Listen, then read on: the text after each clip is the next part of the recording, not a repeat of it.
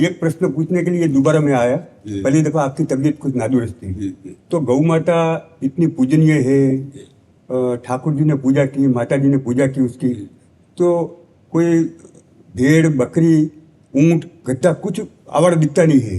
ये गौ माता जहाँ देखो वहाँ आवारा घूम रही है। इसका कारण क्या है? कलयुग में लोगों की स्वार्थ बुद्धि विशेष बढ़ गई है। अर्थ प्रधान बुद्धि हो गई, धर्म प्रधान बुद्धि नहीं हुई। धर्म का ह्रास होने के कारण जो हमारा धर्म का मूर्तिमान स्वरूप गौ है उसका तिरस्कार हो रहा है। आप संत बड़े बड़े महापुरुषों ने बड़ी बड़ी गौशालाएं खोल करके आदरपूर्वक गौओं की सेवा कर रहे हैं। आज वासना धन की, वासना भोगों की बढ़ गई, धर्म की हट गई, इसलिए अब घरों में भैंस रखते हैं क्योंकि महंगा दूध जाता है। और गाय कम दूध देती है पर वो धर्म की स्थापना करती है, वो घर का मंगल करती है, घर के विघ्नों का नाश करती है, ये उनको पता नहीं है।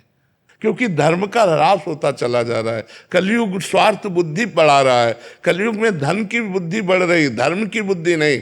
जबकि हमारे पुरुषार्थ में पहले धर्म है, फिर अर्थ है, फिर काम है, फिर मोक्ष है। लेकिन लोग धर्म का त्याग करके अर्थ की प्राप्ति और कामना की पूर्ति में लगे हैं। धर्म और मोक्ष दोनों का त्याग हो गया है, क्योंकि गौ सेवा मोक्ष की भी प्राप्ति का हेतु है। क्योंकि स्वयं भगवान श्री कृष्ण ने परब्रह्म परमात्मा होते हुए भी गौएं चराई, गौओं की सेवा की। गौओं का दुग्ध जो है वो हमारे हविष्यान्न में आता है, यज्ञ की पूर्ति होती है, देवता प्रसन्न होते हैं और सारे विघ्नों का नाश होता है। स्वयं भगवान के श्री अंगों में गौ का गोबर लगाकर और गौ की पूंछ से निर्विघ्नता का प्रमाण दिया जाता था। तो ये गृहस्थ लोग जो आज दुखी अशांत, भाई भाई में झगड़ा, पूरे घर में अशांति छाई, उसका कारण यही है, धर्म का लोप हो जाना।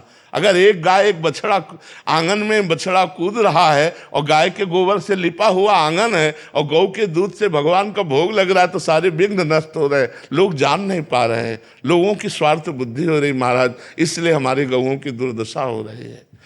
तो आशीर्वाद दीजिए कि क्या इसके लिए अभी कि हर बड़े बड़े नगर और गांव में सार्वजनिक गौशाला हो, जिसमें ये जो हमारी गौएं इधर उधर भटक रही हैं, जो गौओं की सेवा नहीं कर पा रहे हैं स्वार्थवशात, वो उस गौशाला में दें। और उस गौशाला में 10-5 लोग मिल करके अर्थव्यवस्था ऐसी करें कि जो बूढ़ी गायें हैं, जो दूध नहीं देती, जो साँड़ हैं, जिनका प्रयोग इस समय नहीं हो रहा है। पहले था कि बैलों से जुताई होती थी, अब ट्रैक्टर की जुताई होती है, इसलिए जो नंदी हैं उनका अपमान हो रहा है, नंदियों को ऐसे छोड़ा जा रहा है। तो उनको सब गौशाला में सुरक्षित रखा जाए, जिससे दूसरों को जो कष्ट हो रहा है, दूसरों को भी कष्ट हो रहा है। गाय ऐसे अन्ना छोड़ दी जा रही हैं जिनको भोजन का कष्ट है, और वो रोष में आकर के लोगों को फिर दंड देती है।